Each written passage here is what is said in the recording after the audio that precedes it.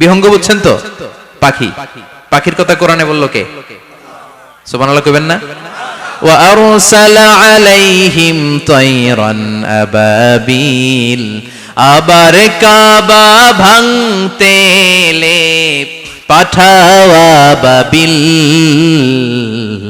দাও খোদা দাও আমায় আবার উমর দরজ দিল, দাও খোদা দাও আমায় আবার উমর দরজ দিল। সুবহানাল্লাহ পড়ে। এই যে আল্লাহ বললেন ওয়া আরসালা আলাইহিম, তারপর তায়রান আবাবিল, তায়ের মানে পাখি, তায়ের মানে কি? আবার জান্নাতে যারা যাবে তাদেরকে পাখির ভুনা গোশত খাওয়াবে কে? জান্নাতে যাওয়ার সাথে সাথে প্রথমে আল্লাহ আপনাদেরকে মেহমানদারি করবে মাছের কলিজা দিয়ে। খাইবেন? মাছের কলিজার কথা শুনে জিহ্বায় পানি আসছে নাকি? আউয়ালু তুআমিন ইয়াকুলুহু আহলুল জান্নাতি ফাজিয়াদাতু কাবিদিল হুত, প্রথমে মাছের কলিজা, এরপরে পাখির ভুনা গোশত। তার মানে পাখির কথা কোরআনে আছে না নাই? আবার সাইয়েদনা সুলাইমান আলাইহিস সালামের একটা পাখি ছিল, এটার নাম কি ছিল? হুদহুদ পাখি, মাথার উপর দিয়ে চলতো।